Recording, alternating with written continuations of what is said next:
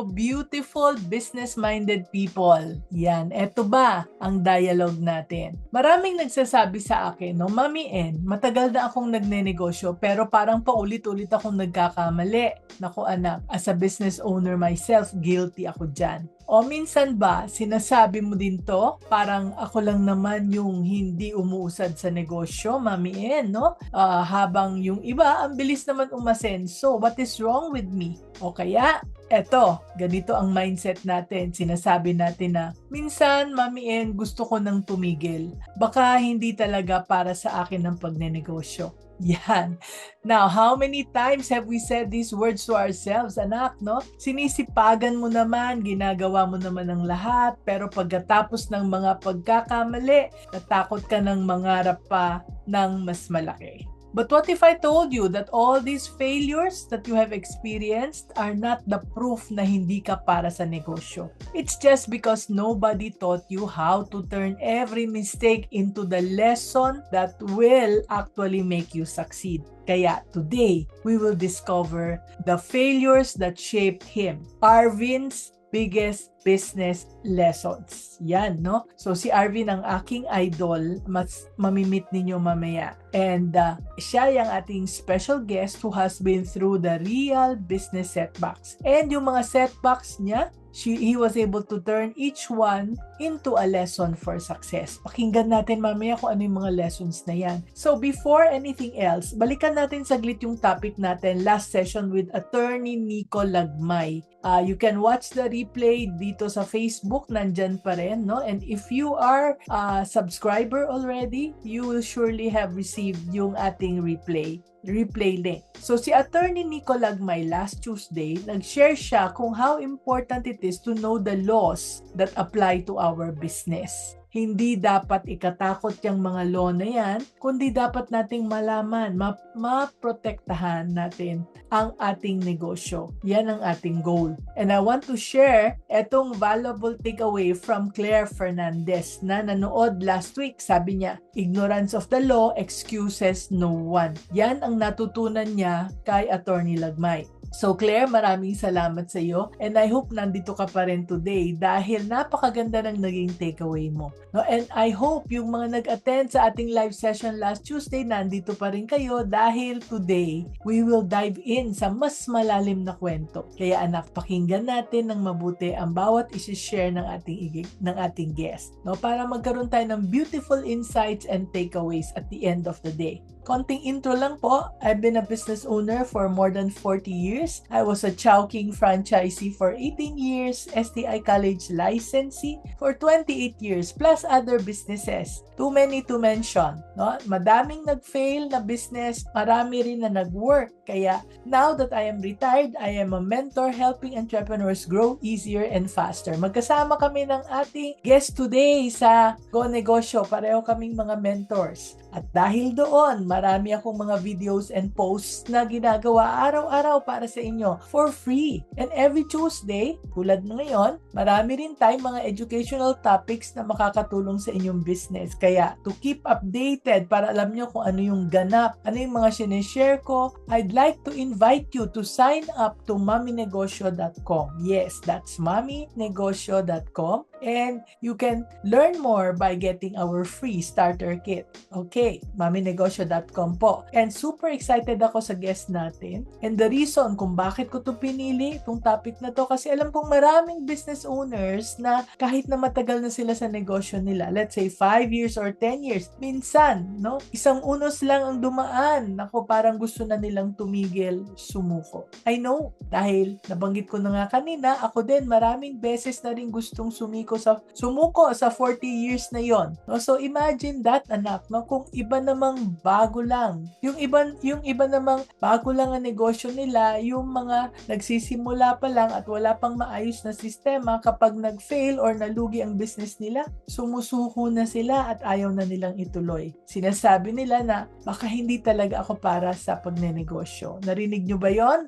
Yan, no? So, dahil sa ganung mindset, anak, hindi sila natututo mula sa pagkakamali nila at takot na silang sumubok uli. Kaya nung nalaman ko ang kwento ng ating guest na dumaan din pala siya, tulad ko, dumaan din pala siya sa mga maraming pagkabigo sa negosyo. Well, instead na sumuko, ginawa niya itong lessons, pareho kami, kaya alam ko agad na siya ang kailangan nating mapakinggan. Kaya wag na nating patagalin.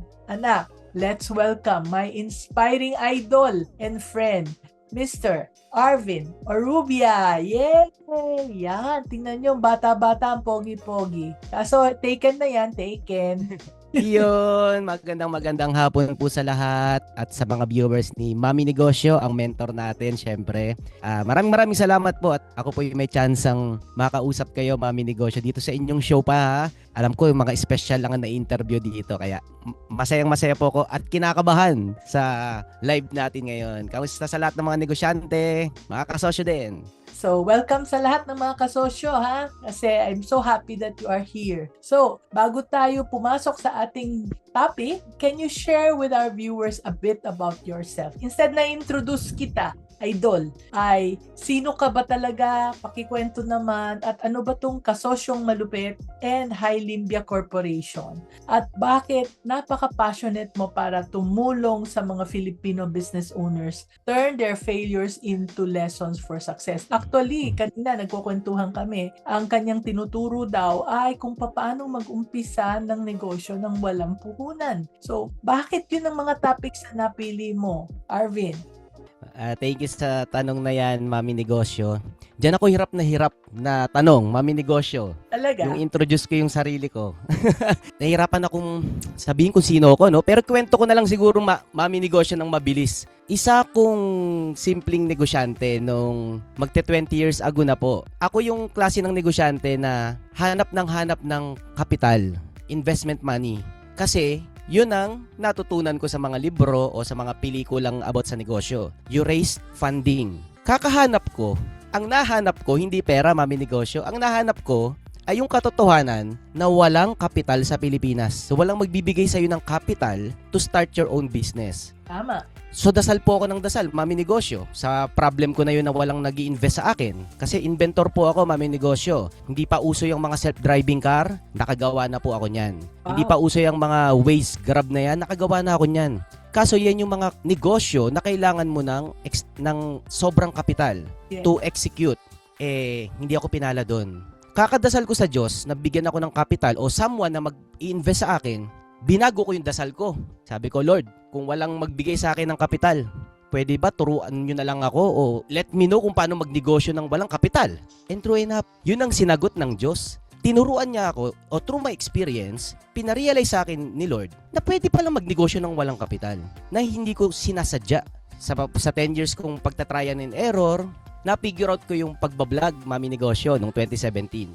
Powerful business asset to kapag napagana mo ang iyong content o ang iyong channel, Facebook man yan, YouTube o kung ano man, in monetary sense, bilang negosyante, sa loob-loob ko, ang daming perang matitipid pag napagana mo ang iyong online presence at ng online presence ng negosyo mo. Pero ibang nahanap ko doon. Ang nahanap ko sa pag-upload ng video noong 2017 ay isa powerful channel to shout your message, to scale your mission. At doon ako pinalad na binigay sa akin ng Diyos yung pagkakataon na may nakikinig sa akin, ilan man lang yan, pero may umuunawa ng mga gusto kong sabihin. At yun ang pinagpapasalamat ko kasi doon din po tayo nagkakilala, Mami Negosyo, at ang mga napakarami kong kasosyo sa buong Pilipinas. Ayun nga po yung grupo namin, yung Kasosyong Malupit Group, na nagsimula ng negosyo ng mga wala ring puhunan. At hindi ko pinagmamalaking successful kami kasi sureball yun eh. Pinagmamalaki ko na kami yung grupo na kahit ilang beses malugi ang mga negosyo namin, wala kaming pake. Negosyo pa rin. At yan ang excited akong maibahagi pat this afternoon, Mami Negosyo. Yan, ang galing-galing, no? Okay, very good. So, totoo yan, kasi wala yatang successful business owner na hindi pa nalulugi, na-meet ka na ba, Arvin, na nag-succeed siya, pero hindi pa siya nagfe-fail? Kung meron man, Mami Negosyo, pag tinanong ko, ilang taong ka na ba nagbi-business? Sasagutin, 2 years, 3 years, 6 months. Sa loob-loob ko, okay. Hintayin mo lang. Malulugi ka rin. Sa loob-loob ko lang po yun. Kasi pwede kang successful ng 1 year, pero hindi mo masabi kung 3 years successful ka pa rin. Yun po, Mami Negosyo. At saka mayayabang pag nagsabing, pero wala pa po, Mami Negosyo. Sa totoo lang, wala pang tunay na negosyanteng nagsabing hindi sila pumalya. Yung mga baguhan at walang experience, yun ang nagsasabi na, bakit yung kakilala ko? Tagumpay kagad. Sa loob-loob ko rin, kakilala mo yun. Hindi naman ikaw yun. Hindi mo alam ang kwento noon. Ayun, yun po, Mami Negosyo. Yes. And may mga tao kasi hindi nila kinikwento yung kanilang mga failures. Ang kinikwento lang nila yung kanilang success. Yes, tama po. Yan. Kaya yung napanood ko po kayo, Mami Negosyo, na nagkwento kayo ng inyong pagkalugi, sabi ko, totoong negosyante si Mami Negosyo. Kaya sinubaybayan ko rin po yung mga content niyo. At marami rin po ako natutunan. Wow, thank you. Thank you so much, no? Yeah, pero hindi mo pa nakwento tong kasosyong malupit. Ano ba yan? At yung high limbia na yan. Okay, Mami Negosyo, magte-20 years na tayong negosyante. Ako po, sa totoo lang po, prinsipyo ng grupo namin, ako, sineshare ko, na isang negosyo lang ang tutukan mo. Power of one. Huwag kang mag-multiple businesses. Agree. Sa level 1 yun. Pero after some time, may capital ka na, may experience ka na, pwede ka na mag-multiple businesses. Yung kasosyong malupit group po, ay rinigalo ng Diyos sa buhay ko, Mami Negosyo. Kasi yan ang wala sa plano ko. Lahat ng negosyo ko, plinano ko, pinagdasal ko, trinabaho. Pati yung pagbablog, trinabaho ko po yan. Plinano, pinagdasal. Pero etong kasosyong malupit group, wala po yan sa listahan ng gusto kong mangyari sa buhay ko, Mami Negosyo. Merong ganyan sa life natin na ibibigay sa iyo ng Diyos na hindi mo inaasahan, pero kailangan mong alagaan. Yung kasosyong malupit group, grupo po yan ng mga gumamit ng mga tinuro kong prinsipyo sa pagbablog, napatunayan nilang gumagana, start on what you have, focus in one, trabahong malupit, bawal tamad, yung mga prinsipyo po namin. And nag-join sila dun sa Facebook group hanggang na isang araw na-realize ko na lang napaka-powerful na meron kayong community na nagkakaintindihan kayo. And sinabi sa akin ng Diyos na binigay ko sa iyo yan, anak, alagaan mo yan, palakihin mo yan. Kaya po ako'y mapalad at proud na isa rin akong miyembro. Miyembro lang po ako ng kasosyong malupit group. Wala pong leader sa amin. Nagsama-sama lang ho yan ng mga negosyanteng hindi sumusuko kahit napakahirap magnegosyo sa ating lipunan. Hindi po tayo pwedeng sumuko. Yan po yung kasosyong malupit group. At yung High Limbia Corporation ko naman po ay isa yung klase ng negosyo ko na nando dun sa level 4 or dinadiversify mo na yung pera mo. Kasi tapos ka ng magnegosyo Ayan po yung aking investment company. Nag-invest po ako sa negosyo ng iba dahil nagturo ako ng walang puhunan na negosyo. Pero hindi lalaki ang negosyo ng walang infusement ng capital. Yun ang nawawala sa Pilipinas. Saan ka kukuha ng capital for expansion or to scale? Nang hindi ka baon sa utang at hindi ka peperwisyoin nung nag-invest sa'yo na utang pala. Pag nalugi, sisingilin ka. Hindi yung investment yun. Utang yun. Kaya sabi ko, kung ako hindi na-investan nung ako'y bata pa, dinalangin ko sa Diyos, Lord, pwede ba ako ang gawin mong investor ngayon? Yung walang nag-invest sa akin before, ako ang magiging sa iba. Yun po yung High Limbia Corporation namin. Okay, congratulations, no? Actually, yan din ang isa sa, yung dalawang, ginawa mo, no? Yung grupo ng business owner na magtutulungan. That's also one of my dreams, no? So, since nandiyan ka na, hindi ko na yung gagawin. Sasali na lang ako sa iyo. Magiging kasosyo na lang ako. Pwede ba? Ay, naku po. Ako po sasali sa grupo niyo, Mami Negosyo. Wala na akong grupo, kaya nga doon ako sasali para hindi na ako magpakapagod. Yan.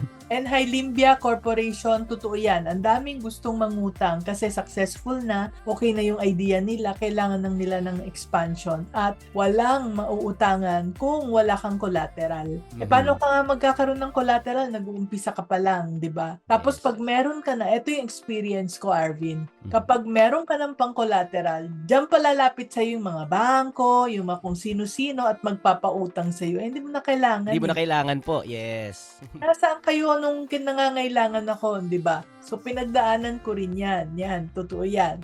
So, again, meron kaming mutual admiration club kasi pareho yung pinagdaanan. Nauna lang ako dahil older ako by more than, siguro 50 years, 40 years, yan.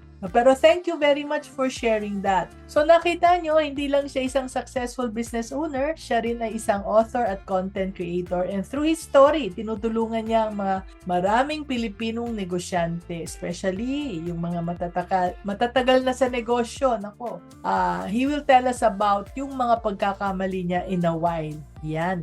Okay, ako ang unang magtatanong.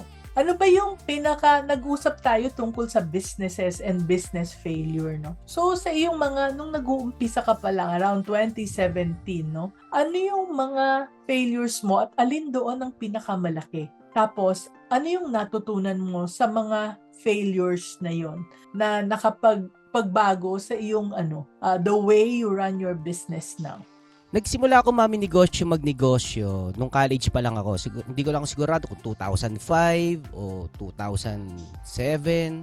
Ang una kong failure ay yung pagbebenta ko po ang una kong negosyo ay CCTV company. Nag-install po ako ng camera sa mga bangko, sa mga pawn shop. Kasi yun yung OJT experience ko eh. Ninegosyo ko yung experience ko. Pero sila alarm system, ako camera ang binisnes ko. Ang una ko natutunan po doon is yung price war. Kasi nung nagsimula ako mag-business ng camera, nabebenta ko ng 10x yung cost ng camera. Tapos, biglang nagbagsak ang China ng mga mumurahing camera. So naipit ako sa price war na labanan sa negosyo. Hindi ko na mabenta ng maayos yung camera ko kasi ang dami ng mura. Pre-nice war ako. So lugi yung una kong negosyo, yung CCTV. Second company ko po ay software development company.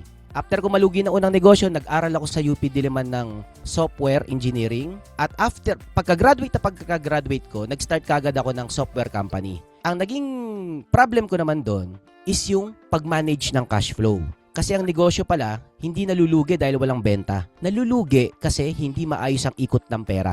So doon ko natutunan yung receivable at saka payables. And yung ikatlo kong negosyo na lugi, mami negosyo, yung inventions company ko. Doon ko natutunan na huwag kang maghanap ng kapital. Kasi pag naghahanap ka pala ng kapital, wala kang makikita. Gaya nung sinabi niya, mami negosyo. Pero pag hindi mo na kailangan ng kapital, doon na sila naglalapitan. Anak ng teteng na buhay naman yan. Bakit ganon? So may nawawalang elemento sa Pilipinas sa ating business scene. Yung seed capital. At through the years, nung okay na ang buhay ko, pamilya ko, nagkaroon din ako ng reach sa online, gusto kong masolve yung problem na yon.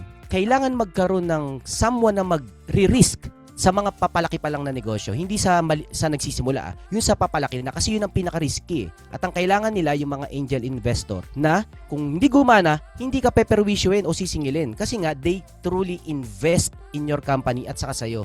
Ang nangyari kasi sa Pilipinas, pag ininvesan ka, pag kumikita, masaya. Pero pag nalugi, binabawi yung kapital. Hindi investment yun. Utang yun. So nagkakalituhan sa ano ang investment, ano ang utang. Sa Pilipinas, pinagsasama yan. At pag tumanggap ka ng utang sa Pilipinas, pati kaluluwa mo, sinangla mo na dun sa nagpautang sa'yo kasi may utang na loob ka ng hindi mababayaran. Ayan ang mga failure learnings ko, mami negosyo. Yan, thank you At so much. marami pa, syempre.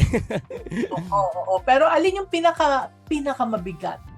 Pinakamabigat, of course, yung cash flow problem. Kasi kung malugi ka nang wala kang problema sa pera, okay pa po, mami negosyo, di ba? Pero yung stress kasi ng kapos ka sa pera, iba yung dating eh. Talaga i-stretch ka eh. At sa pagkalugi ko ng maraming beses, mami negosyo, yan ang na-master ko. Paano malugi ng tama? Kasi may luging mali eh. May lugi na, yes, nalugi ka, pero buhay ka. May lugi naman na mali. Nalugi ka, pero wasak na wasak ka. Yun yung mali ng pagkanegosyo. Ako nga po, mami negosyo, hindi ko sinasabing magaling ako mag-business. Ang pinagmamalaki ko, magaling akong malugi. Magkaiba yun. Hindi ako successful, pero magaling ako malugi. Pag na-master yung pagkalugi, hindi ka na titigil magnegosyo. Yan. Oh, classmate talaga tayo. Nauna lang talaga ako sa iyo. Yeah. And aking biggest lesson, ang aking biggest mentor ko, ang naging parang part ng aking buhay ay yung aking father-in-law. No, sabi niya, nalugi kayo? Kasi bumili kami ng mani noon tapos niloko pala kami. So, nag-goodbye yung aming mga mani na raw mani. No? So, ibebenta sana namin doon sa mga nagpiprito ng mani. And sabi niya, ayan, tuition lang yan. Tuition lang yan. Pag nag-aral ka, magbabayad ka rin ng tuition eh. So, tuition lang yan. No? Ang importante, tulad mo, kasosyong Arvin, ay natututo kang magamit yung lesson na yon sa iyong next business, hindi ba? So, whatever it is, pag sinabi mong cash flow ang problema, so, paano mo na-overcome yan, yung cash flow problem sa next business? Napakasimple po nung cash flow pag pinaliwanag ng salitang negosyante. Pero napakahirap niya pag accountant ang nag-explain sa'yo. Ay, totoo. Di ba, mami negosyo? Kaya ako po, inabot ako ng ilang taon bago ko na-gets yung cash flow. Na ang Yes. business is a cash flow game. Hindi yan all about madaming income at maraming profit. Hindi siya dun eh. Nasa pagpapaikot siya ng pera na napakahirap intindihin kung hindi mo problema. So, technically, mabilisang explanation po, no? It's all about receivable and payables. Kasi pag tulad ng pautang kayo ng pautang, kala mo ang sarap ng buhay mo, mayaman ka na kasi daming benta. Pero nasan yung cash? Nasa customer, hindi mo pa nasisingil.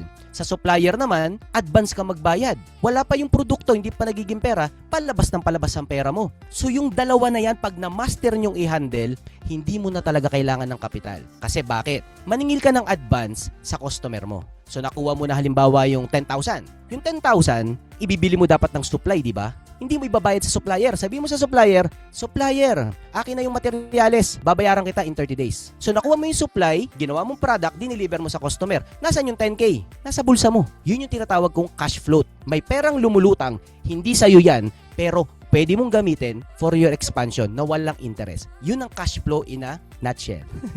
Oy, Ang negosyo.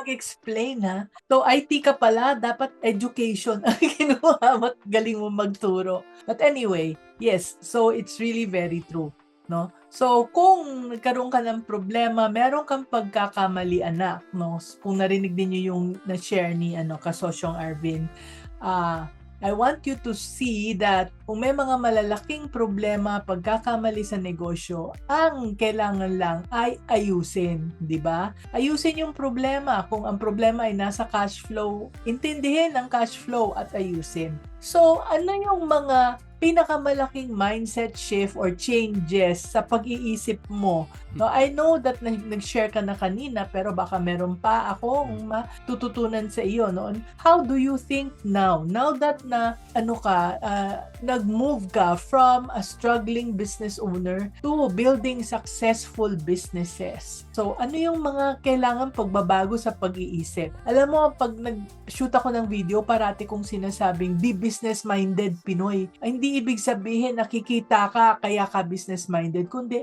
iba ang pag-iisip ng isang businessman. Kaya ikaw, kasosyong Arvin, ano ang pagbabago sa pag-iisip mo? Napakadami mami negosyo, pero up this moment, ang i-share ko ay yung normal na kasi yung tayong mga negosyante. Ginagawa natin to para makatulong, ginagawa natin to solve problem, common na yun eh. Ang gusto ko ibahagi na malaking hindi ko nare-realize before o wala akong nabasa o natutunan na ganito, na ang negosyo pala ay okay lang yan na huminto. Okay lang yan na mag-stop. Okay lang yan na matapos. Business partnership nyo, yung korporasyon, yung business customer service. At normal yun. Kasi pag hindi mo tinanggap na ang negosyo ay pwedeng matapos, doon nagkakaroon ng diferensya yung realidad sa panaginip mo lang na katotohanan. Kasi ayaw nating tanggapin na wala na tong business na to, wala na tong pag-asa. It's time to cut the loss. It's time to stop. Yun ang problema sa mga negosyanteng Pilipino. Na pag nag-start ng negosyo, akala nila hanggang mamatay sila, business na nila yon. Hindi ganun ang business. Ang tunay na negosyo, kung ayaw mo na, pwede mo nang ihinto. Pero ang totoo, ang negosyo pwedeng ibenta. Ang tunay na negosyo ng businessman ay hindi magbenta ng product. Ang tunay na business ng businessman ay magbenta po ng negosyo. At yan ang hindi common knowledge sa Pilipinas. Nalaman ko na lang yan kasi ako ay galing dyan sa buy and sell ng business. Kasi high-tech companies ang pinagsimulan ko. Pagbagsak ko sa mababang level ng pagsisimula ng negosyo sa pagbebenta ng t-shirt at nakilala ko yung mga may bakery, may barbershop, kami nga mga kasosyo, doon ko na-realize na walang prinsipyo ang mga regular na negosyanteng Pilipino na ang negosyo ay pwedeng ibenta. Sabi ko talaga, hindi nyo alam na ang business ay binibenta, ini-start natin yan, inaayos natin yan, hindi para magbenta ng product. Ang totoong endgame ng business is to sell your business. At pag nagbenta ka ng negosyo, pwedeng wala na sa'yo o may party own ka pa, pero hindi failure yun.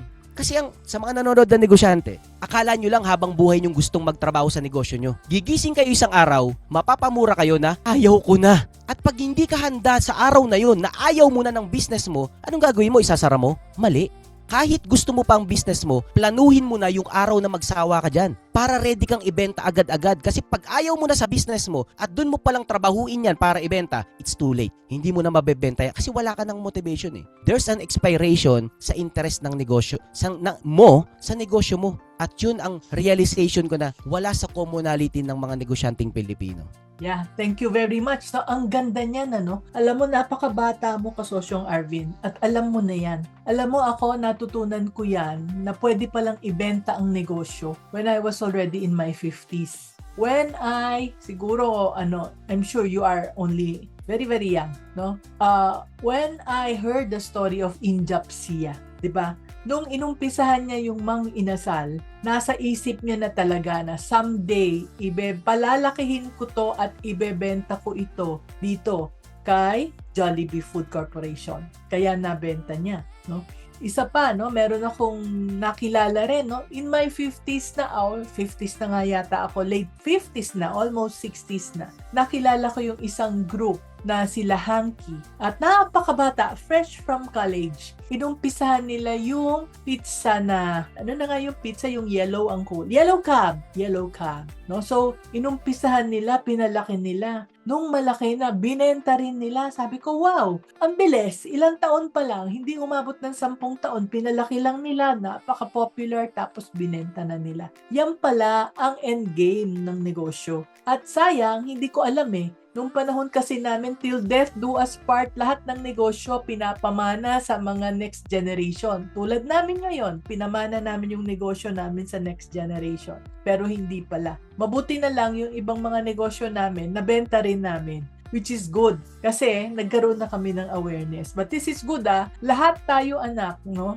Nanonood tayo dito, ang dami nating natututunan. Etong konsepto lang na ang negosyo pala, ang endgame ay para ibenta. Kung natutunan ninyo yan, nako, ang laking adjustment yan, no, sa pag-handle ng inyong negosyo.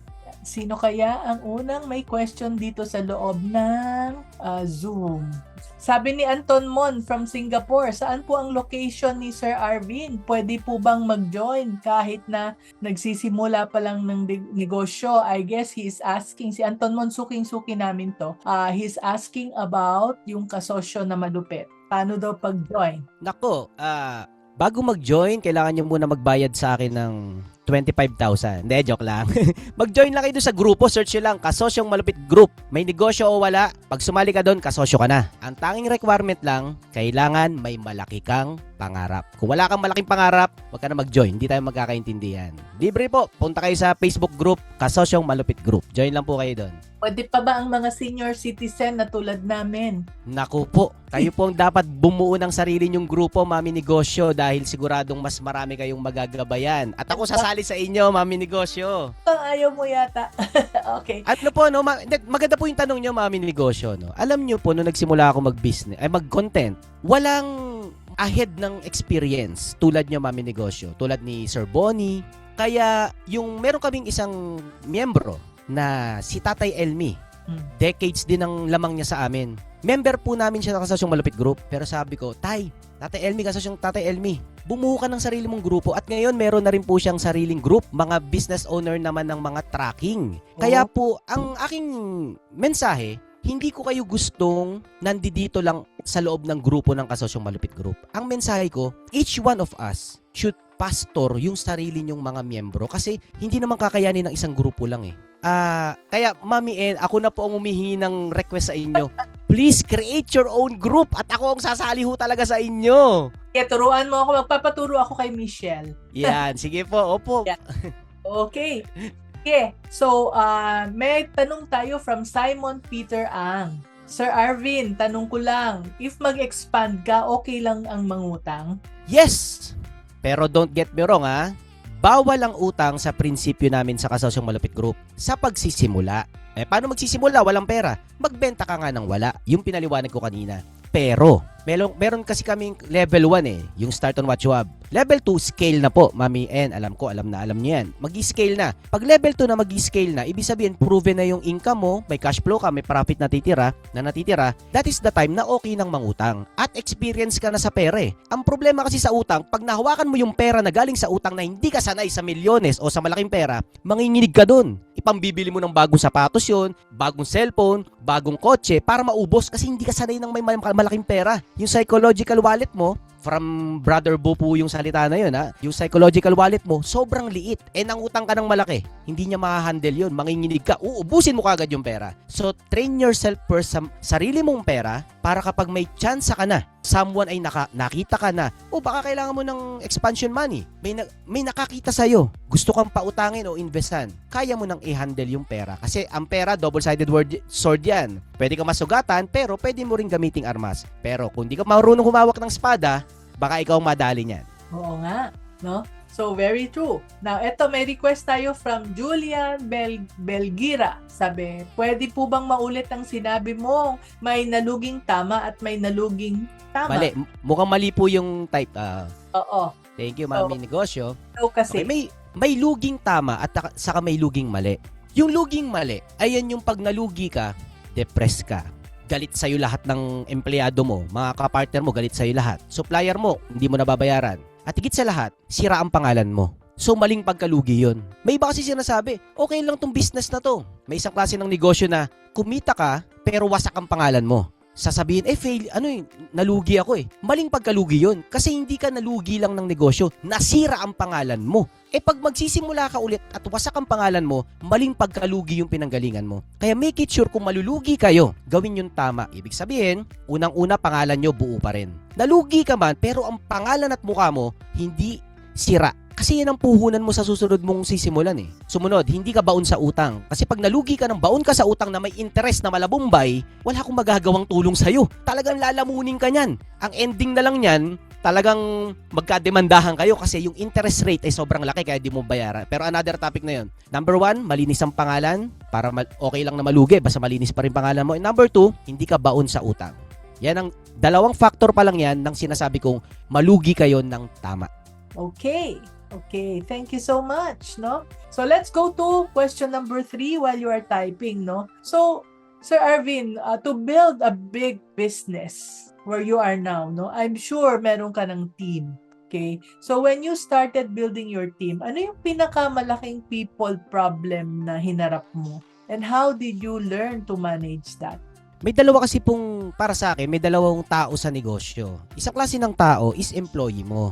And another na tao ay mga partners mo. So magkaiba ng handle yon.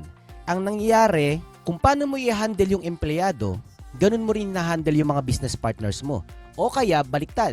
Kung paano mo i-handle yung business partners mo, ganun mo rin i-handle yung empleyado mo. Which is mali. Iba ang tirahan ng relationship sa mga co-founder mo, co-owners mo. Iba rin ang tira sa mga empleyado nyo. Pag napagbaliktad nyo yan, yari kayo dyan. Isang example is parang tamang pag-handle ng tao. Sa empleyado, ang rule ko dyan, dahil magte-20 years na ako negosyante, bawal maging mabait sa empleyado. Sigurado natutunan nyo, kailangan mahalin mo yung empleyado. Alagaan mo. Kasi sila yung dahilan bakit kayo successful. Hindi totoo yun. Sorry po. Hindi totoo yun. Pero kaya nyo maniwala sa akin, sige, matututunan nyo rin yun. Ibig sabihin, ang rule sa empleyado, hindi sobra, hindi kulang. Ang rule lang dyan, yung tama lang. Hindi sobra, hindi kulang. Yung tama lang. Sa mga Pilipinong negosyante, sobra tayo. Yeah. Tama ang sahod, binibigyan mo pa ng bale, may bahay pa, may cellphone pa, may utang pa, tapos pag nagbinyag, ikaw lahat. Sobra. Kala nyo mamahalin kayo kasi sobra? Nagkakamali kayo. Huwag ding kulang. Kasi mali naman yon. So sa empleyado, yung tama lang. Sa another part naman ng mga tao sa negosyo, mga business partner mo, hindi mo, empleyado sila in a sense, pero partner mo talaga sila, business partner. Ang rule ko naman dyan, pagmamahal ang sahod dyan. Yes, may sahod na pera ang mga co-owners, pero ang tunay mong pasahod sa mga partners mo ay pagmamahal. Huwag kang bossy, huwag kang masyadong ikaw ang magaling. Pagmamahal ang rule ko sa mga business partner. Kaya dito sa Kasosyong Malupit Group din namin, yan ang rule ko. Hindi ako boss sa kanila, kung hindi pagmamahal ang turingan namin. Kasi partners nga kasosyo. Ganon din ako sa mga business partner ko. Pagmamahal ang puhunan. Ang sahod, hindi pera, hindi pagiging boss. Pantay kayo. Yan, ang ganda ng lesson na yan, Partners and employees should be treated differently. At kapag ginawa mo yon, siguradong mag-i-improve yung negosyo ninyo. Kasi you treated the right people the right way. Yan. Hindi lang malalaking negosyo ang may problema sa team. Kahit na maliit pang negosyo mo, kung hindi mo alam kung paano mong i-handle ang mga tao, hindi ba? Mahirapan kang mag-grow. Kasi hindi ka naman pwedeng mag-isa at malaki ang negosyo mo. Kaya at madalas, doon nagsisimula ang mga pagkakamaling nagpapabagsak sa negosyo. Kaya dahil dyan actually, I wrote an ebook. Kung interesado kayo, Kung interesado kayo dahil makakatulong ito sa inyo, ang title nito is How to Fuel Your Business with Passion. 8 Actionable Steps to Turning Purpose into Profit. Yan. Lahat ng simple at actionable steps nandito na sa ebook na pwede nyong apply sa ating negosyo. So, for only 199 pesos lang today hanggang midnight lang. So, take this opportunity habang naka-promo. So, grab your copy now. How to Fuel Your Business with Passion.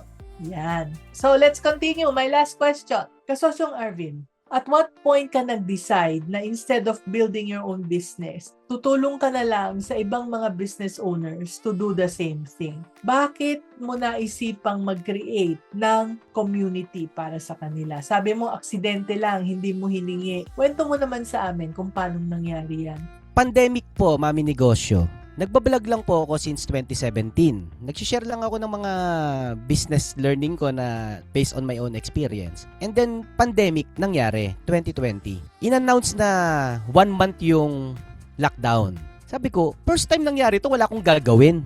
So, from day 1 ng lockdown, nag-goal ako sa sarili ko na in 30 days, magbablog ako ng 30 vlogs ng how to start your business in 30 days. Kasi lockdown ng 30 days Kaya sabi ko, sa loob-loob ko, pag yung mga nanonood sa akin, after lockdown, makakapagsimula na sila ng negosyo. So tinira ko po yun, araw-araw ako mag-vlog. Hindi ko po alam na dahil tumagal yung lockdown, maraming nawalan ng trabaho, maraming gustong kumita, may mga nanood nung 30-day series ko, na lockdown series. At yun yung naging guide nila how to start your business nung pandemic. Nung time kasi na yun, Mami Negosyo, mapalad po ako na 3 pa lang kami nagbablog nun about business. Si Sir Chinkitan at si Doc Gigi, na mga idol ko rin yan. At saka po ako. So, mapalad po ako na nung maraming nag-seek ng paano magnegosyo, ang dami ko ng upload. Walang nanonood sa akin before, Mami and konting-konti lang. Pero nung nag-pandemic, may mga alignment ng Diyos sa buhay natin. Hindi natin alam na gagamitin tayo for that certain season ng buhay. At yun po yung nangyari sa akin. Nung nag-pandemic, walang ginagawa, hindi rin ako makaalis. Nauso yung online management. So, namamanage ko naman yung mga business namin ng online lang kasi may buntis akong misis nung time na yon. So, hindi ako pumupunta sa office ng mahabang panahon. Online lang. Ang dami kong free time. Nag-Zoom meeting po kami. Kami ang unang nag-imbento ng Zoom meeting ng mga negosyante sa Pilipinas. Kung di ako nagkakamali, twice a week yata kami may Zoom meeting na halos 12 hours a day ang meeting namin. At naka-live po yun, Mami Negosyo. Doon po nabuo yung grupo ng Kasosyong Malupit Group. Yung mga naging active doon kasi ang community kasi, Mami Negosyo, ang pinagkaiba ng community, tulad ng gusto nyo rin pong gawin, sa pagbablog o pagko-content, ang malaking pinagkaiba niyan, pag nag-vlog ka, ikaw lang ang kilala. Sa community, iba. Ang kilala ay ang bawat isa. Magkakakilala na kayo. Yun ang malaking difference ng sikat ka, kilala ka, pinapanood ka, versus sa meron kang community. Hindi mo masasabing may community ka kung ang mga miyembro mo ay hindi magkakakilala. Yun po ang Kasosyong Malupit Group.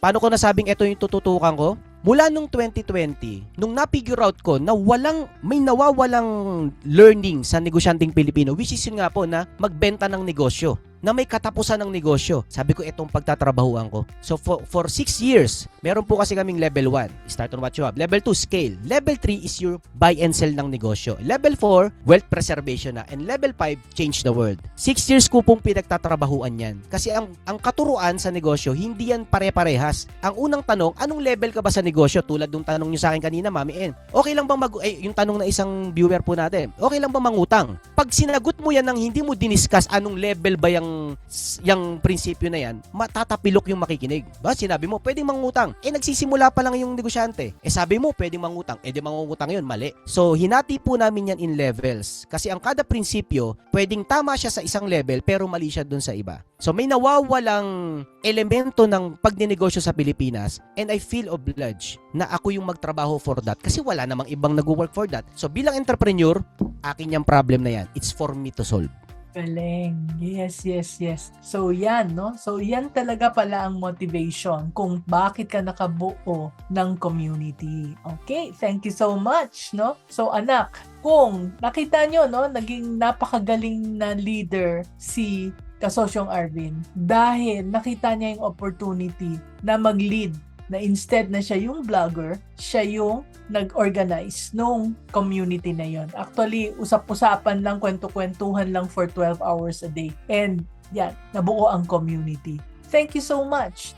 No? So maybe, after this session, mas marami rin kayong pwedeng gawin dito sa inyong organization, sa inyong business. Okay. Kay Paul Ariate, Kasosyong Arvin, karamihan ngayon ay nasa livelihood business na pantawid sa araw-araw na buhay. Ano yung pwedeng gawin para mabilis makatawid from livelihood business to real business or entrepreneurship?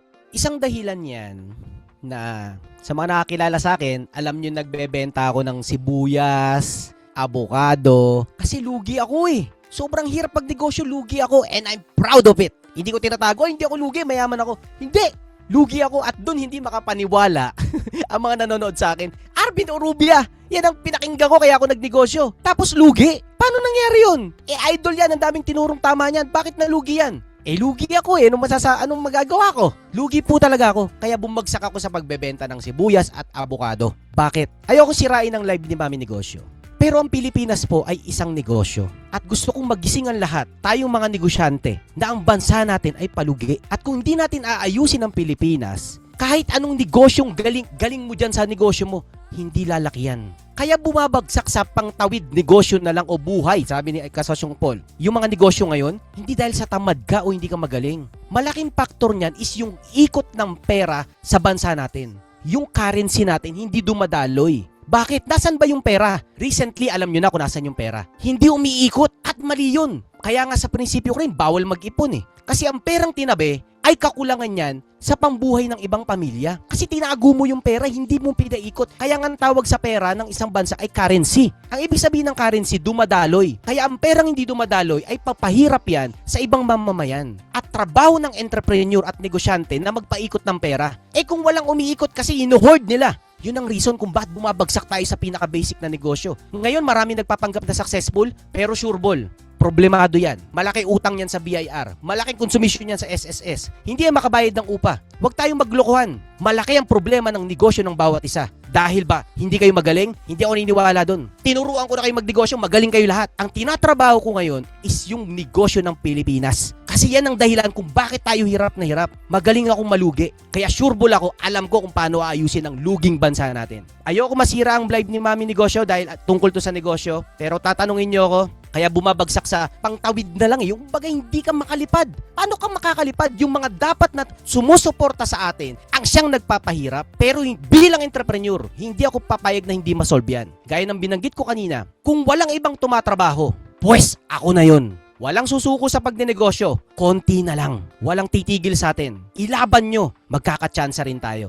So, ang sagot doon sa tanong ni Paul is laban. Laban. Trabahuin nyo yan. Pang araw-araw lang, makatawid lang. Huwag lang bibitiw. Kahit bumagsak kayo sa pagbebenta ng sagot gulaman, negosyo pa rin tayo. Kasi walang ibang option. Ano, maghahanap kayong trabaho? May makikita ba kayong trabaho na maayos? Wala rin naman, di ba? Marami pong nalugi, Mami Negosyo na, ayoko na mag-business, babalik na lang ako sa trabaho. O sige, maghanap ka ng trabaho. Wala ka rin makikita. So, babalik ka ulit sa pagnenegosyo. Kaya ang sinasabi ko, walang sukuan. Nasa negosyo ka na, wala nang hintuan. Ilaban mo yan, igapang mo yan. Kasi huwag kayong mag-alala. Yung problemang nakikita nyo na walang tumatrabaho, akin yun. Magtiwala kayo sa atin mga kasosyo. Mga negosyante din. Tayo ang makakasolve ng problema ng Pilipinas. Mga entrepreneur lang. Bakit? Kasi tayo lang ang klase ng tao na nakakakita ng problema at the same time, kayang makaisip ng solusyon. Kaya ang pinaniniwalaan ko, Mami Negosyo, na ang entrepreneurship ang pag-asa ng bansang Pilipinas. Hindi politiko, hindi gobyerno, negosyante. Kung mabibigyan lang tayo ng chance to solve each problem na nakikita natin. Give us a chance kaming mga entrepreneur. Hindi kami sumisigaw lang na eto problema, ayusin nyo. Tayo yung klase ng tao na nakakakita tayo ng problema at the same time, alam natin yung solusyon. Ang wala lang sa atin, chance. At huwag kayong mag-alala, pinagtatrabahuan ko na yon. Yan, ang galing, galing, galing. So that's very true, no? May mga taong nagtatanong sa akin, kasosyo, no? Na, ang negosyo ba para sa akin? Sabing ganon. Sabi ko sa kanila, kung tinanong mo yan, yung question na yan, ibig sabihin, tinanim yan ni Lord sa iyong puso at sa iyong utak. Hindi ka magiging masaya hanggang hindi ka magsasucceed dyan. Kasi ang dami-daming employees hindi naman nila tinatanong na magne-negosyo kaya ako. Wala sa isip nila yan. So, ibig sabihin, hindi nila calling yan. Pero pag sinabing, ano kaya? Okay kaya sa akin ang negosyo? Ayan na, ibig sabihin yan, okay na okay. Pasukin mo na yan. Kahit na malugi ka sa umpisa, mag-aano ka rin. No? Sabi nga, laban at magtatagumpay ka rin. No? Kasi ito yun may problema. No? Ito yung problema ng negosyo mo. Hindi mo tatakbuhan mo. Wala ka namang matatakbuhan. O isolve mo na lang siya. Subukan mo to, tapos ito. In the long run, makukuha mo rin yung solusyon, di ba? At yung ibang mga nagsitakbuhan na competitor mo, sorry, goodbye na lang sila. Pero ikaw, angat ka na. Tapos another level of problem, sige, laban lang until later on you will find out, ay teka, ako na lang mag-isa dito, lahat sila wala na. And that is how you become successful, di ba? So yeah, so that is kasosyong Arvin Orubia, yun talaga. So may tanong tayo dito from Riva May Tuico, how will you know naman kung ang negosyo ay pang family legacy? Baka naman yung ibang negosyo ay hindi pambenta. Family legacy, meron ding connotation sa Pilipinas na kayo pong mga nanonood, sigurado ako, ginagalingan nyo sa business kasi ipapamana nyo yan sa mga anak nyo. Alam nyo po ba na ang pagpapamana ng negosyo is a kind of selling your business to your daughter or son? Sa palagay mo ba, bibili ng anak mo yung negosyo mo? Kung nakikita ka niyang umagang-umaga, gising ka na. Gabing-gabi, nagtatrabaho ka pa rin. Hindi mo sila nakakausap. Sa palagay mo, gugustuhin ng mga anak mong manahin ang negosyo mo? Binibenta mo rin sa mga anak mo ang negosyo mo. Hindi porkit ikaw ang gumawa niyan, mamanahin ng anak mo yan. May sariling pamilya yan, may sariling pangarap yan, may sariling gusto yan. Kaya wag mong i-impose na itong negosyo ko ngayon, anak, kayo magpapatakbo nito Kasi kung ayaw ng anak mo, kasi hindi siya kabili-bili. Hindi man siya magbibigay ng pera sa'yo dahil magulang ka niya. Pero yung acceptance niya, sa palagay mo, gusto ba niya? Gusto niyo bang magmana ng negosyong puro utang? Gusto niyo bang magmana ng negosyo na puro problema, walang sistema? Kasi ang negosyong pangit, ang pagpapatakbo, kahit anak mo, ayaw yan. Kaya sa may mga negosyong matagal na ngayon ay ayaw tanggapin ng mga anak nyo. Kaya ayaw ng anak nyo yan kasi nakita na puro problema ang dinanas nyo dyan. Kaya sumali kayo dun sa mga ituturo ni Mami Negosyo para bumuo ng sistema. Para kasi yun ang kailangan ng anak natin Ang punto ko lang po dun sa tanong ay, hindi po for every business yung family legacy. Your legacy, yes. Pero hayaan mo yung anak niya magkaroon ng sarili niyang legacy. Hindi automatic yun. At kung gusto ng anak mo, sa totoo po, anak, gusto mo ba yung negosyo natin? May kapital ka ba, anak? Bibilin niya rin yun. Kung wala siyang pera, ipautang mo sa kanya yung pagbebenta. Kasi kung hindi bili ng anak mo, gaya nung sinabi ko kanina, dapat nakaset up ang negosyo mo na pwede mong ibenta sa iba. Sa kalaban mo, ibenta mo. Sa supplier mo, ibenta mo. Sa business partner mo, ibenta mo. Sa ibang nagko-consolidate ng negosyo, ibenta mo. Kaso kung hindi nakaset up na pangbenta ang negosyo mo, kasama yan sa pagkawala mo. At yun ang total failure ng negosyo. Nagwakas ng parang bula. Kasi hindi na set up. Okay, what I'm hearing from you, kasosyong Arvin, is whether ibebenta mo sa ibang tao or ipapamana mo sa iyong mga anak, ay kailangan establish mo yung mga sistema, ilagay mo sa lugar yung mga tao para pagmana ng mga anak mo or pagbenta, pag naibenta mo, mabebenta. Kasi may bibili dahil maayos na. Totoo yan, I agree with you. Kaya nga, naipamana ko sa mga anak ko yung yung aming negosyo. It was because meron ng sistema. Naglagay na ako ng sistema, naglagay na rin ako ng mga tao, yung management team. So, pagpasok nila, madali na lang dahil andun na. Hindi na tulad dati na nung nag-uumpisa kami, yung walang tulugan, 25/7, 25/8 kang nagtatrabaho kahit na sa panaginip nagtatrabaho ka pa. Hindi na nila naranasan yon dahil naayos na ng system. And totoo yun, meron ng team. Okay, so sana nasagot, Riva May, ang iyong kwento, no? Ang iyong tanong pala. Okay, eto naman, si John Ezekiel Cordova. Sir Arvin, ano po mga level ng pagnenegosyo? Nabanggit mo na kanina, pakiulit na lang. At ano po naman ang indikasyon na kailangan ng lumevel up? Okay, sa YouTube channel ko po, search nyo lang, 5 Levels of Entrepreneurship by Arvin Urrubia. Pero sa mabilis sa paliwanag, level 0, nag-aaral ka pa lang na gusto mo magnegosyo. Level 1, may product at may market ka na.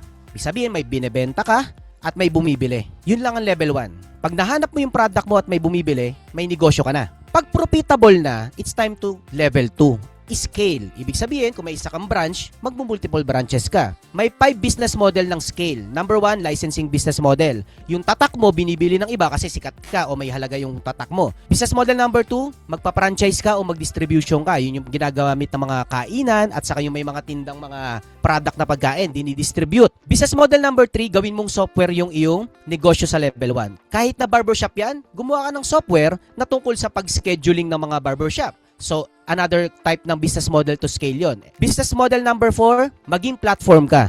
Ibig sabihin, sa'yo nagtatagpo yung mga supplier at mga consumer. So, halimbawa ay sari-sari store ka, i-scale mo yan. Hindi mo i-scale yan ng maraming product, i-scale mo yan kasi ang tinda mo galing sa iba at yung mga bumibili, pumupunta sa tindahan mo at may komisyon ka doon. Yan ang model ng Shopee, Lazada, 7-Eleven at SM. At business model number 2 number 5 sa pag-scale ay maging manpower agency ka. Ibig sabihin, ikaw nagsusupply ng talent o nagtuturo ka. Yun ang 5 model sa pagpapalaki. Ito pala yung anak ko. Say hello, live ka sa live ni Mami Negosyo. Kaya masarap magnegosyo kasi kasama mo lang ang pamilya mo.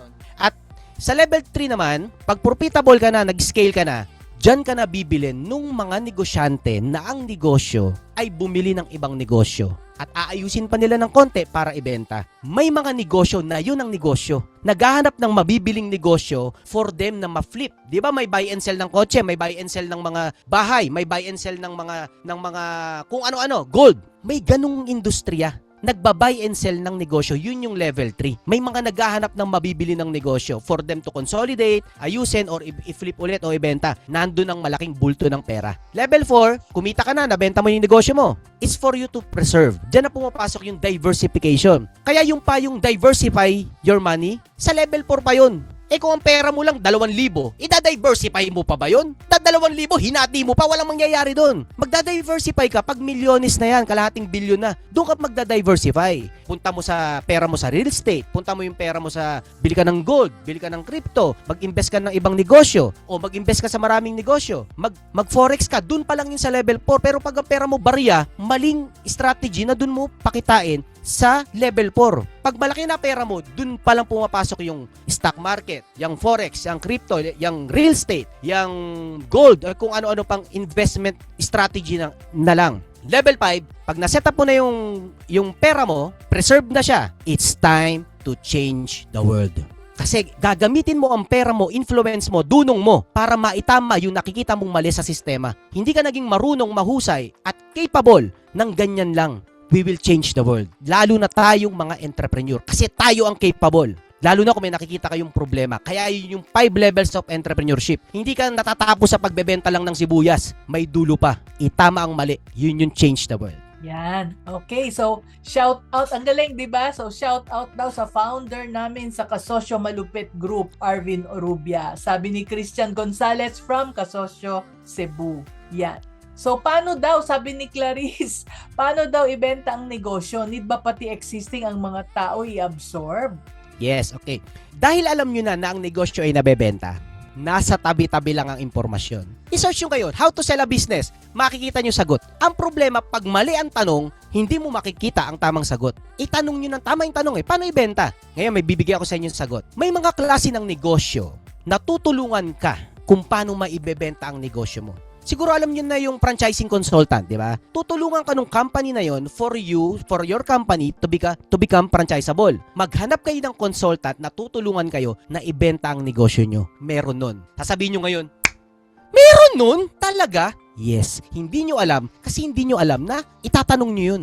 Pero ngayon, alam nyo na, entrepreneur kayo, mahanap nyo ang sagot. At saka, hindi ka makakabenta ng negosyo kung hindi ka na-investan ng marunong magbenta ng negosyo. So ako, isa ko sa naghahanap ng mga negosyong ma-investan. Kahit hindi marunong magbenta ng negosyo yun, dahil ako experience, magpondo at mag-ayos ng negosyo for us to sell. Kung gugustuhin namin, doon napapasa yung kaalaman. Kasi itong sikreto dyan, yan ang tinatago nilang karunungan. Kasi ang naglalaro lang ng buy and sell ng negosyo sa Pilipinas, kuros sila na lang. Hindi nila tayo sinasali, nandun ang tunay na kitaan. Maski sa school, hindi tinuturo yan. Mapipigure out mo lang yan, pag sobrang lakas ng loob mo, ikaw makaka-realize, ganun pala, nandun pala yung bilyon.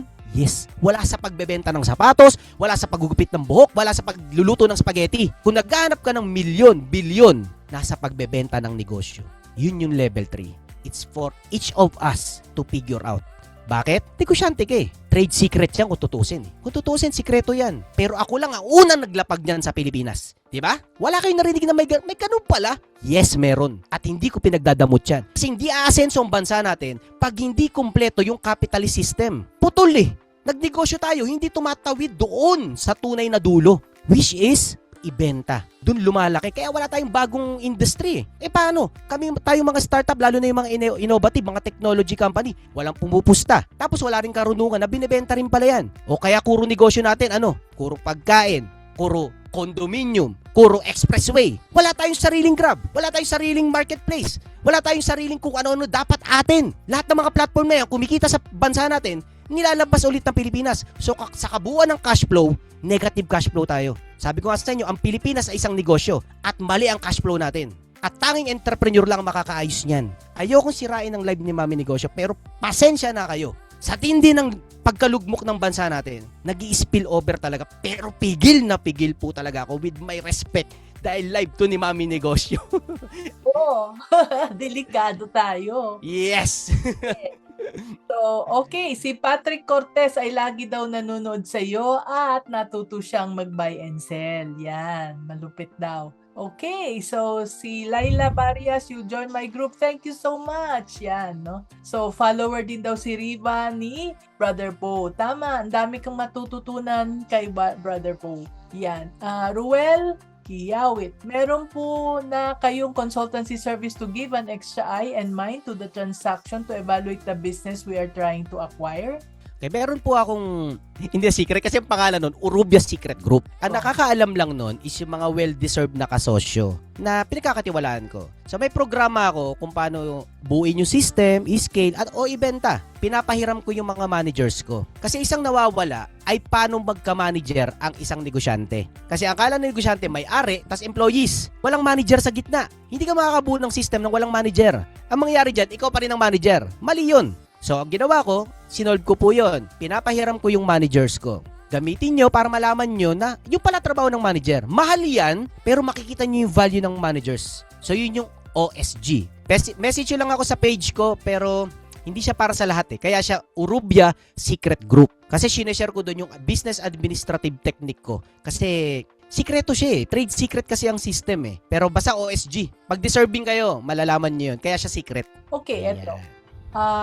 Si Andrea Clark Yap Eufrasio. We have multi-specialty clinic, dental medical clinic laboratory for 3.5 years na. Bumebenta naman pero ang laki ng expenses. Last year gusto pa po naming ibenta ang clinic. May buyers po sana pero hindi natuloy. Hindi namin tinuloy. But this year puro abono na talaga. Lumalaki na lalo yung expenses. Gusto na naming ibenta pero gusto niyang ibenta kahit na hindi yung buong clinic, kahit yung mga gamit lang. Nalungkot siya sa mini-mention ni Sir Arvin na dapat mabenta yung buong negosyo pero di na po talaga namin kaya. Ano po ang advice? Okay, yung sinasabi ko na it's too late. Pag gusto mo nang ibenta at hindi pa siya nakaayos para ibenta, wala na, checkmate na kayo dyan. Mabebenta nyo yan yung tinatawag na assets sale na lang. Baga, yung upuan, magkano yung sa marketplace, yung salamin, hindi po yan yung sinasabi kong pagbebenta ng negosyo. Kasi hindi mo na-add yung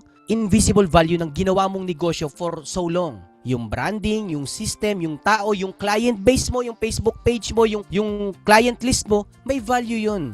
At hindi lang yun yung pagbebenta lang ng gamit. Yun yung tunay na pagbebenta ng negosyo. Pag ang binenta mo na lang sa negosyo mo, upuan na lang, bentang lugi yun. Yun yung tinatawag na pasalo business. Hindi yun yung sinasabi kong buy and sell ng negosyo. Yung pasalo business, lugi yun, kaya binenta. Ang negosyong dapat ibenta na tama, na sinasabi ko, is ibebenta mo kasi profitable. Hindi yung another way na binebenta mo kasi lugi. Magkaiba yun, ha? O, paano ba ayusin ang negosyo para ibenta? Sabi ko nga, may mga consultant na nag-aayos niyan. Maghanap kayo. Meron yan. I-message nyo ako, i-recommend ako sa inyo yung consultant ko. Pero hindi ko na dito i-announce kung interesado lang kayo.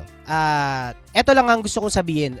Ano kayo? Parang, ganun pala, nandun pala yung milyon, nandun pala yung bilyon. Baka mamaya, matagal po ang process po niyan, ha? Mga negosyante, mga kasosyo. 3 years, 5 years, 10 years, 15 years. Tinatanim ko lang sa inyo yung binhi nung dulo. Pero hindi yan biglaan na, baong ka na sa utang, bebenta mo, parang magkamilyones ka. It's too late. Mahabang proseso yun. Kaya akala nyo mabilisan, hindi Yun lang yung endgame. Ibaon nyo lang sa isip nyo, siguradong lilinaw at lilinaw yan. Hindi kasya ng isang live. Ano yan pang masteral, doctoral level yung sinasabi namin ni Mami N na pagbebenta ng negosyo. Si Mami Negosyo nga, tinapat tayo na natutunan niya. Anong edad niya na? Kasi totoo po, tinago yan. Yan ang dulo ng capitalist system na hindi sa atin in-impart kasi ang pera nandyan talaga. Sige, yun na lang muna. Thank you kasosyong Arvin. No, kaya ako din, that's what I do sa aking mga one-on-one, mga VIP consultancy ko. May mga clients din ako na namomroblema. Kala nila problema lang and I need to show them the end game. Pero sabi ko, bago ninyo makuha yung end game na yan, ayusin natin. Ayusin natin yung team, ayusin natin yung systems, ayusin natin, tapos i-multiply natin. Sabi mo nga, scale, no? Kung meron kayong isang tindahan, gawin nating 10. Tapos kung 10, iba na yung labanan sa 10, di ba? Iba-iba na yung sistema dyan. Let's say, kung kainan yan, meron kayong isang commissary, ibang usapan na rin yan. At lahat yan natutunan ko while I was a franchisee ng Chowking. Doon ko nakita. Tapos imagine, ang STI, I've been with them for a long time. Eskwelahan, pwede bang i-duplicate? Yes, pwede. Kaya sabi ko, kung pwede yan, pwede rin yung ibang negosyo. That's why we develop yung dinuplicate namin yung aming jewelry store. At nagkaroon kami ng more than 28 branches sa buong Mindanao, duplicating the same thing. No? Tapos iba ang complication ng complexity ng isang negosyo at pag naging 2 na, iba na. Pag naging 3 na, iba na. Tapos kung iba-ibang location, iba. And that system, you have to fix. At pag naayos mo na yon with the people in them, anytime you can sell it ng mas malaking halaga. Diyan yumaman si Injapsia. No, imagine, ang dami niyang mga hotels ngayon, mga city mall, and all of those others. Saan ang galing yung pera niya? Dahil nabenta niya ng malaking halaga yung mang-inasal. So, yun yung level na sinasabi ni Kasosyong Arvin, no? Yung pagbenta ng negosyo. Marami pang mga negosyong nabenta dyan. Maraming mga brands na like yung lalo na yung mga food chains na nakikita natin, no? Nag-umpisa lang yan sa isang maliit, tapos nag-grow to the point na nahirapan na silang i-grow, and at that time, in-acquire na sila or binili na sila ng mga malalaking negosyo na magagaling magpatakbo ng mga food chains. Yes. Tapos si John Dexter Rodriguez. May tanong daw sa iyo, Kasosyong Arvin. Ano po ang advice ninyo sa mga nagnenegosyo na matagal na sa operation pero hanggang ngayon nahirapan pa rin i-grow? Kaya kayo matagal sa operation kasi wala nga kayong endgame na ibebenta nyo pala yan. Tignan nyo wala kayong plano ibenta. Ibig sabihin wala kayong planong umalis dyan. Ibig sabihin wala kayong planong kumuha ng mas magaling sa inyo dyan. Kasi nga wala kayong planong umalis dyan o ibenta yan. Kaya yung idea lang na ibebenta ko to sa future, magbabago na lahat ng decision making nyo Sa operation kaya hindi kayo maalis dyan kasi gusto nyo kayo pinakabida. Gusto nyo kayo pinakamagaling. Gusto nyo kayo pinakamayabang dyan. Gusto nyo kayo may pinakasilbi. Kasi wala kayong planong iwan yan. Kasi plano nyo hanggang mamatay kayo, yan ang negosyo nyo. Mali. O ngayon, iyak-iyak kayo. Ang tagal ko na dito sa operation, di ako makalis. Kaya di kayo makalis dyan kasi wala kayong planong alisan yan. O ngayon, alam nyo nang aalis kayo dyan, bebenta nyo yan. O, kukuha na kayo ng mas magaling sa inyo. Kukuha na kayo ng mas bida sa inyo. Kukuha na kayo ng aalisin ng trabaho nyo dyan. Kasi yung dulo nyo, na-adjust na. Hindi kasi, wala kasing reason kung bakit kayo magsisystem. Gaya ng tinuturo ni Mami Negosyo. Walang reason kung bakit kukuha kayo ng magaling. Kasi, wala naman kayong planong umalis dyan. Hindi nyo nga kailangan ng system kung kayo yun nandyan eh. Diba, Mami Negosyo? Kung ikaw ang nasa negosyo mo, wala kayong system na kailangan. Pero kung iiyak-iyak na kayo, na pagod na kayo, wala kayong time, system na ang kailangan nyo. Kaso it's too late na. Kasi napakahirap gumawa ng sistema ng negosyo. At pag wala ka ng motivation, energy, and enough resources, wala na, checkmate na kayo doon. Anong mangyayari? Malulungkot na lang kayo hanggang ang ibebenta nyo na lang dyan is yung silya nyo. Kung may natira pa sa pagbayad nyo ng utang nyo. Na nakakalungkot na nangyayari sa ating mga negosyanteng Pilipino. Pero hindi na ngayon. Kasi ang dami nang may tanim sa utak na pwede pala to ibenta. Yun ang lamang ni Sir Injap siya sa atin eh. Maganyang nalaman na pwedeng ibenta ang negosyo. Pero ngayon, alam na ng bawat isa, hintay kayo ng 10 years, 15 years, 20 years, lahat darating dun. Kasi nandito na eh. Pinagtatrabahuan na ng bawat isa. Yan, good. Very good, no? Thank you very much. At napakaaga ninyong natutunan yan, no? Yung sekreto na yan. Isipin ninyo, no? Kuminsan iniisip ko nga, ang tanong ko sa father ko, pwede ba yon? Sa Holo, nagbukas dati ang Allied Bank. Sabi ko, yung may-ari ng Allied Bank will never set foot sa Holo. Takot lang niya, no? Pero ang dami niyang kinikitang pera sa Holo. Ganon katindi yung being able to multiply your business na merong system. Kaya yung Allied Bank, nabenta niya. Bangko, ang dami-daming branches, nabenta, no? Kaya kahit na maliliit, lalo na mga maliliit, pag merong processes, systems, merong tao, ay nako, ang daling ibenta. And yeah, si Kasosyong Arvin will help you with that. Okay, so at this point, with your permission, Kasosyong Arvin, no, I promise that I will bring a question from our community page. Meron kaming page na parang community pero hindi pa talaga, bagong-bago pa lang at sasagutin ko dito sa live. Kasi, no, by this time, ang question, ang gusto kong i-share, hindi comment ng isang followers natin sa ating community page. Okay? So, ito ay galing kay Summer Reyes Carullo. Ang sabi niya, nag-hire daw siya someone dahil naawa siya sa taong yon. Hindi daw siya gumawa ng background check. Kaya, ito ay tungkol sa question na pinost. No? Sabi is, ano ang pinakamahal na hiring mistake na nagawa mo, Mami N? So, bago ko sagutin ito, gusto kitang tanungin. Kasosyong Arvin, ikaw, ano yung pinakamahal na hiring mistake na nagawa mo? Sa hiring, isa sa masasabi ko na wala akong malaking pagkakamali sa hiring. Dahil medyo pinalad tayo dyan sa pakikisalamuha sa ibang tao eh. Wala po akong maisip na malaking mistake ko sa hiring. Medyo mabarkada kasi tayo, Mami N eh. Medyo may experience tayo sa tao. Kaya malaki advantage ko yun. Na bangka ako sa inuman eh. Noon yun pero di na po ako umiinom ngayon. Simula na nag-business ako, nang seryoso na, hindi na po ako umiinom, hindi na ako naninigarilyo, magmahal na lang po ang bisyo ko.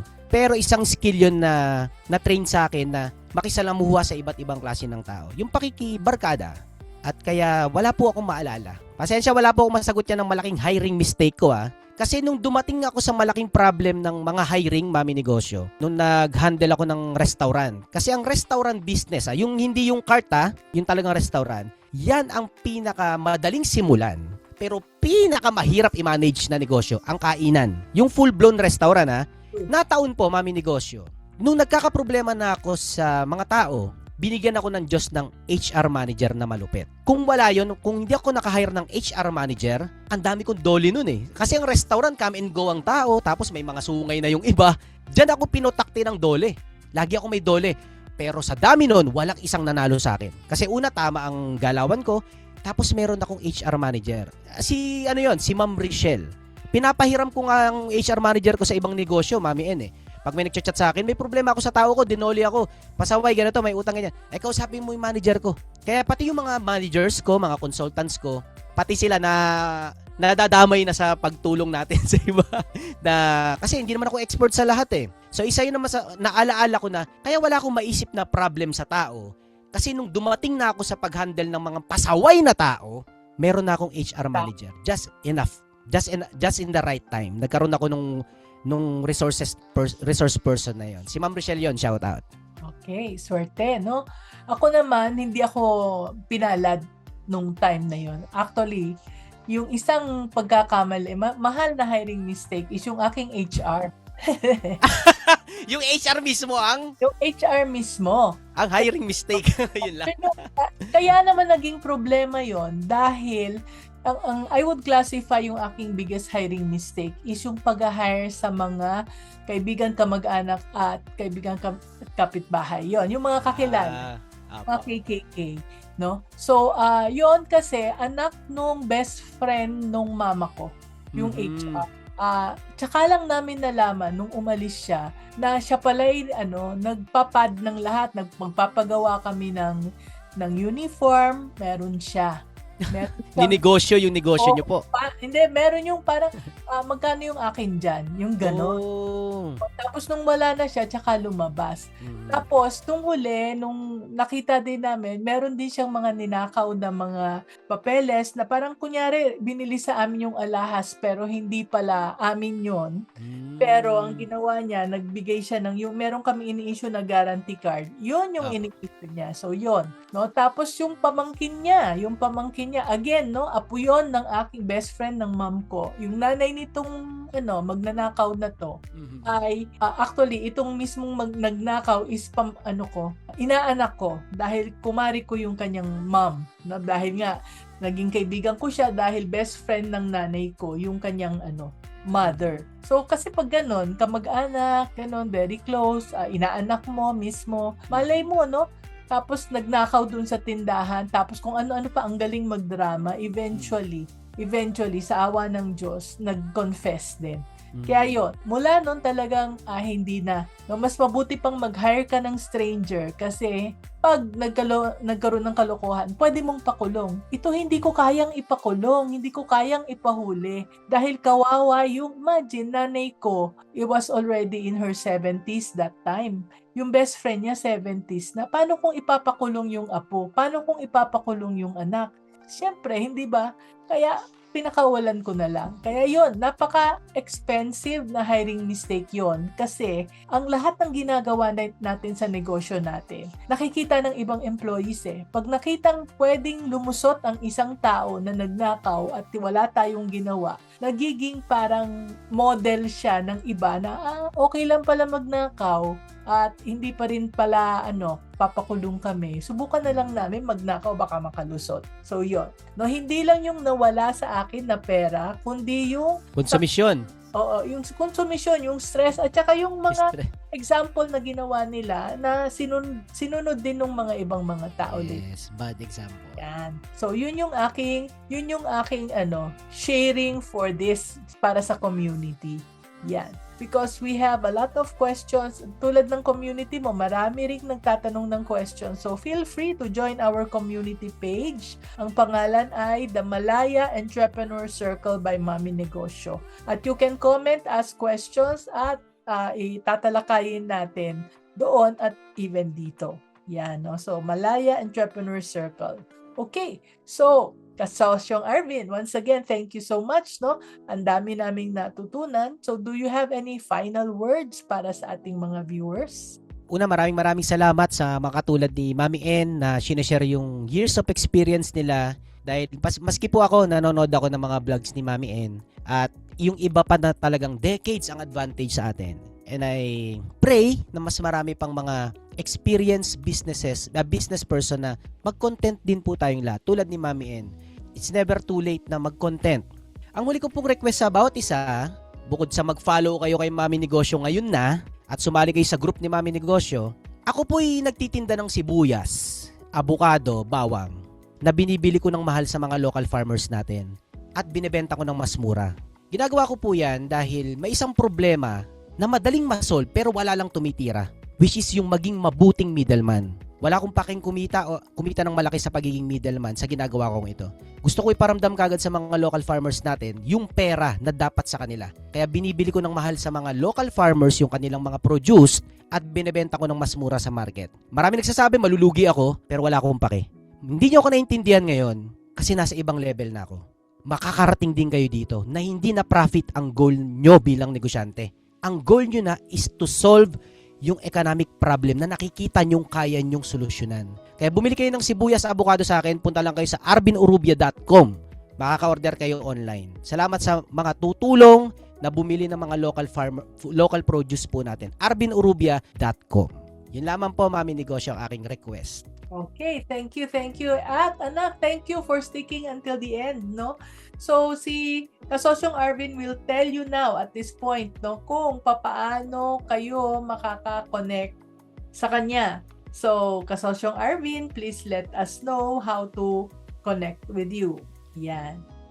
Search nyo lang po, Arvin Urubia, sa kahit saang platform, Arvin Urubia, lalabas po ako doon. Then message nyo lamang po ako, lalo na sa Facebook, yung Facebook po, Arvin Urubia. Search nyo lang po. Yan. So maraming salamat ulit, Kasosyong Arvin. It's been an honor to have you here. Yan. So until then, everyone, keep shining and keep being business-minded Pinoy